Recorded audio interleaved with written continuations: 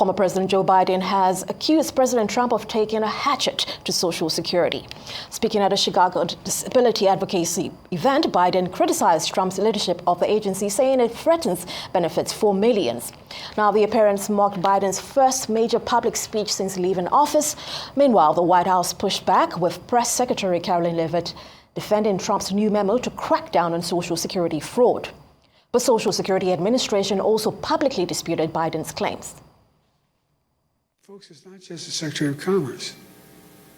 We heard how others, empowered and emboldened by this administration, talk about Social Security. One of them called it a Ponzi scheme. A Ponzi scheme? What the hell are they talking about? People earn these benefits. They paid into that benefit. They rely on that benefit. And no one should take it away. Republicans, or these guys, are willing to hurt the middle class and the working class in order to deliver significant greater wealth to the already very wealthy. Who in the hell do they think they are? I really think just basic decency. Who do they think they are?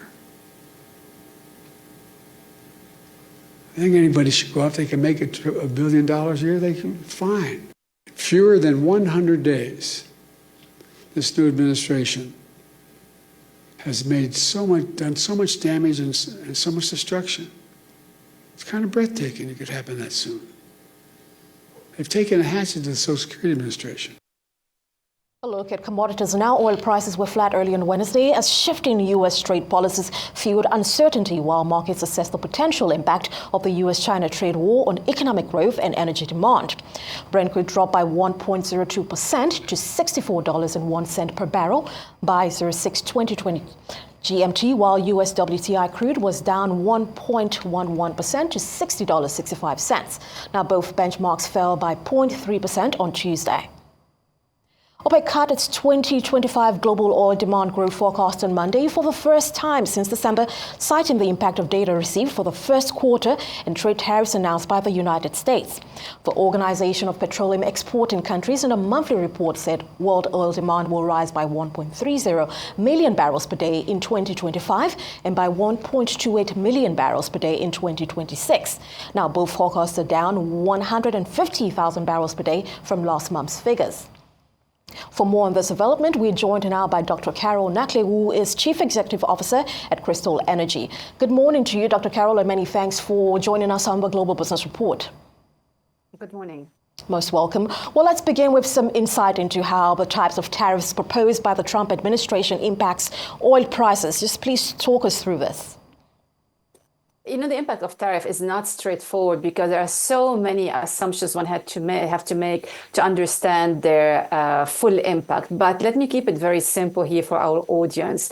When you put tariffs on imports, you are disturbing trade. And the problem is that it's not just a one-off tariff that's going to be there for a certain period of time. The problem is that we are having rates set at very high compared to historical standards, but also we are seeing tit-for-tat approach. So the US, the largest economy, is hitting China, the second largest economy in the world, with tariffs, and then China is responding, and then the US is responding, and we're getting this kind of tariff souffle.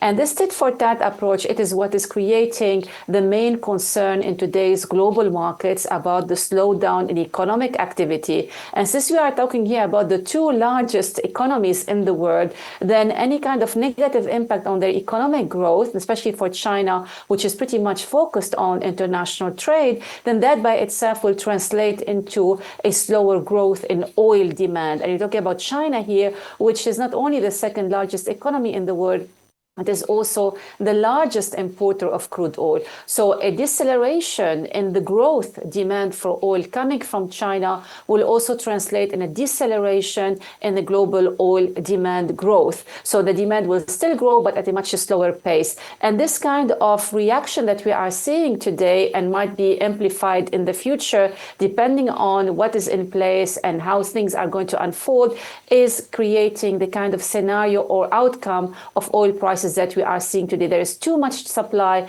chasing too little demand. Right, a tit for tat analogy certainly is quite apt in describing the situation.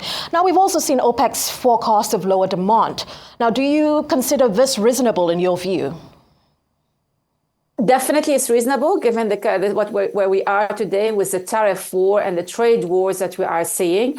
Mind you, this is not unusual. Already we saw last year OPEC was very ambitious with its oil demand forecast. And then towards the end of the summer, they started revising their forecast for last year's demand growth gradually every month. Then for this year, we are seeing the same being adopted. I don't know whether it will continue to be revised downward, but their downward revision is around 150 million barrels a day. This is half of what the IEA, which also downgraded its oil demand forecast by around 300,000 barrels a day for this year. So that reflects the kind of mood we are currently seeing in global oil markets analysis. Everybody is concerned about the trade war's impact on economic growth and therefore on oil demand. And if OPEC did stick to its guns and then maintain its oil demand forecast, I would have been more concerned. But at least they are telling us that there's something not quite right with oil markets, particularly on the demand side. And that's why we saw this downward forecast, even though it is less than what the IEA, for example, revised just around the same period. Yeah, fair enough. But what about the supply end of the oil equation? Can we expect to see more supply coming from non-OPEC members like Canada, Brazil, or even the US? I'd like to distinguish here between the US and the other countries that you listed, such as Brazil, Canada. Also, I would add to that list Guyana and Norway, because these are the main countries that have been driving oil supply growth outside OPEC plus. Now, the reason why I want to distinguish between those countries and the US is because in Brazil, Guyana, Canada, Norway, we're talking about conventional oil, where the investment decision was taken years ago, and now the supply is coming on board. So it's less sensitive to the existing price environment. But the US production is primarily driven by shale oil and shale gas, if I want to add to that equation. But the shale operations, that's what we still call unconventional oil, is very sensitive to oil price movement. So it will be the first to react to changes in prices, because we're talking about much shorter period between the investment decision and when production comes on stream. And therefore, if you look at the activity profile in the US, it is always very sensitive to the oil price. You just plot them on the same graph and you can see how they are moving in tandem.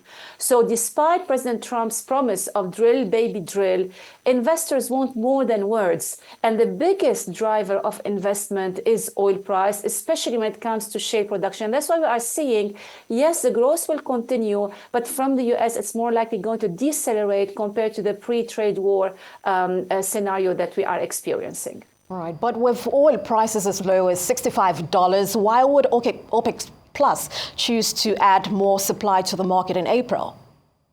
I'm still scratching my head around that decision, but you can look at different scenarios, what drove their decision. One of them, again, which is not new, they have done it in the past, primarily the main producers within OPEC, and I'm here talking about Saudi Arabia, but also you have the UAE. These are countries that have been shouldering the burden of other members not being compliant with their promises and always overproducing, at least in the last few months, but also it goes to the last few years.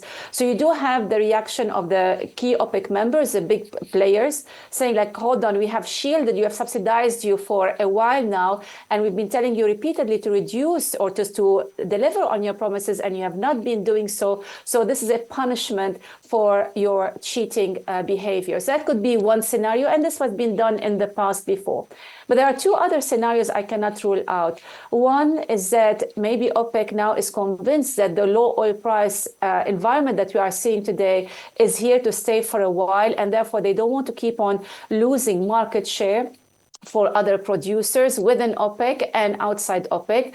Or it could be that they are expecting a sudden major loss of supply, and therefore they feel that the market can sustain the additional barrels. That said, their decision is never cast in stone. If they see that they are sending the oil price in downward spiral, then I'm pretty sure they will revise their decision in order to stabilize prices, because it's not in anybody's benefit, any oil producer, to see prices collapsing, because that will impact negatively their economies. All right, well, let's widen the scope a little bit. You just spoke about punitive measures being one of the likely, results of this, which is, quite feasible. Iran is an OPEC member. How do you see ongoing talks with the U.S. playing out? We want to respond to this quite briefly, please. Yes, just a quick reminder that Iran, yes, is an OPEC member, but it's not been subject to quota because of the sanctions. Now, if there is a deal between the Trump administration and Iran, now we might see some sanctions, and it depends on the deal, some sanctions being removed.